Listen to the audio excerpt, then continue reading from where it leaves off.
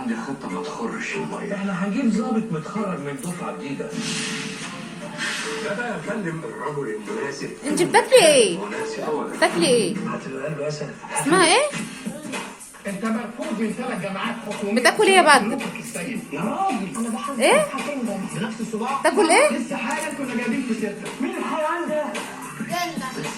برافو. بتاكلي ايه يا جميلة؟ بتاكلي ايه؟ بتاكل ايه يا بدر؟ شكلك هيحبسنا الاثنين الصبح. الباشا تلميذ الأحد الساعة على سينما. مش هتقدر تغمض عينيك. عرفت على طريق الواد. سعد سعد انت تعرفني؟ وانت مش عارف الكلام؟ انا مش فاكر اي حاجة. لو كل خطة طيارته من كده. انا فاكر ايه؟ هو بيعاني